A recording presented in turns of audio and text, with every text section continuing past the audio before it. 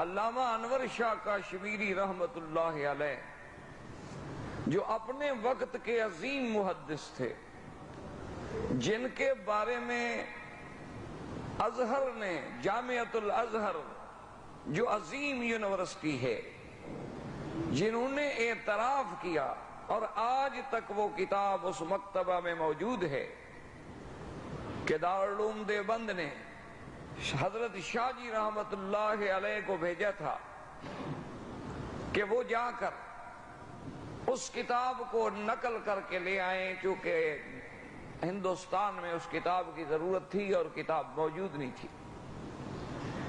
حضرت شاہ جی رحمت اللہ علیہ جب وہاں پہنچے، انہوں نے درخواست کی تو اس لائبریری والوں نے کہا کہ جی ہمارے اصول کے خلاف ہے، ہم کسی کو کتاب نقل نہیں کرنے دیتے۔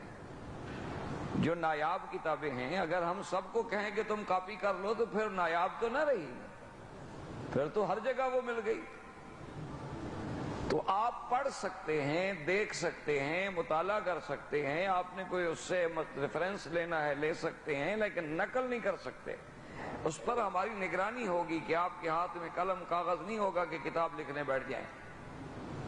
تو شاہ جی نے فرمایا ٹھیک ہے۔ بہرحال شاہ جی نے کتاب پڑھی اور اس کے بعد واپس آ گئے۔ تو جب اپنے اکابر نے، ساتھیوں نے، بزرگوں نے پوچھا کہ شاہ جی وہ کتاب کا کیا ہوا، انہوں نے کہا جی ان کا تو اصول ہے کہ وہ کتاب نقل ہی نہیں کرنے دیتے۔ تو بزرگوں نے کہا کہ شاہ جی پھر مدرسے کے پیسے تو ضائع ہو گئے کہ مدرسے نے ٹکٹ فراہم کی تھی اور جس مقصد کے لیے یہ اہتمام کیا گیا تھا وہ چیز مدرسے کو نہ ملی، اس میں آپ کا تو قصور نہیں ہے۔ شاہ جی نے کہا اچھا اللہ رحمت فرمائیں گے۔ تو رات کو بیٹھ کے شاہ جی نے محض اپنے حافظے کی بنیاد پر وہ پوری کتاب الف سے لے کر یہ تک لکھ دی، اور صبح وہ کتاب مشائخ کو پیش کر دی کہ حضرت یہ کتاب تھی۔ وہ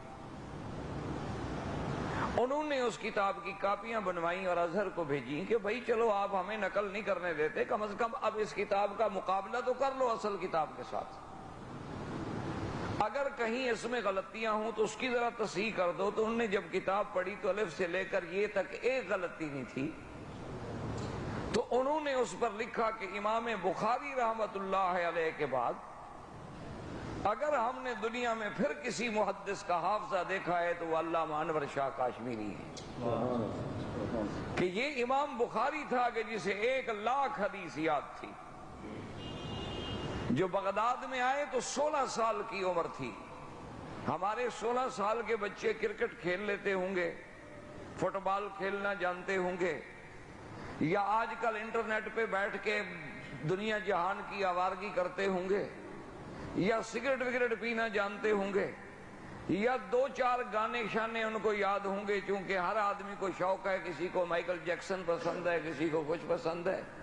ہیں سب مسلمانوں کے بیٹے ماشاءاللہ، ہیں سب مسلمانوں کی اولاد، لیکن امام بخاری رحمت اللہ علیہ کی 16 سال کی عمر تھی جب بغداد پہنچے تو لوگوں میں تہلکہ مچ گیا کہ حافظ الحدیث آئے ہیں، اور جب وہاں بڑے بڑے علماء، بڑے بڑے ائمہ اکٹھے ہوئے، دیکھا کہ 16 سال کا ایک بچہ بیٹھا ہوا۔ تو انہوں نے آ کے بڑے تعجب سے ملے اور کہا کہ آپ کا نام کیا؟ انہوں نے کہا محمد ابن اسماعیل البخاری۔ نام تو میرا محمد ہے لیکن لوگ مجھے بخاری کی وجہ سے کہتے ہیں۔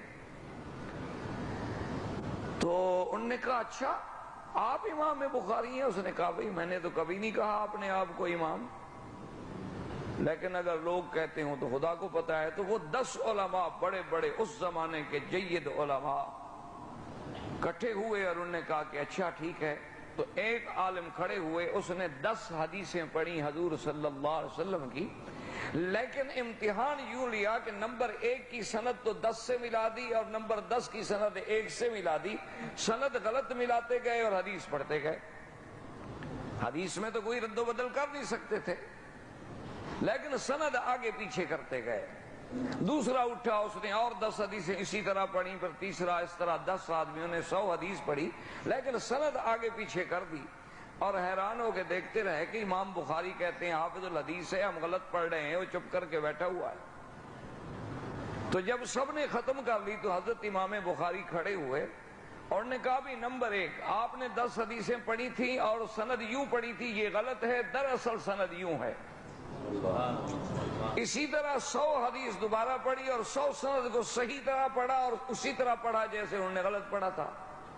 تو سب لوگ جو تھے جناب ہاتھ چومنے لگے، انہوں نے کہا واقعی ہم مانتے ہیں کہ تم امام وقت ہو، تم محدث ہو اور تم امیر المومنین فی الحدیث ہو۔ تو امام بخاری کے بعد اگر وہ حافظہ ملا تھا تو پھر علامہ انور شاہ کاشمیری رحمت اللہ علیہ کو ملا تھا کہ جو کتاب ایک دفعہ پڑھ لی پھر کبھی وہ دماغ سے نہیں نکلی۔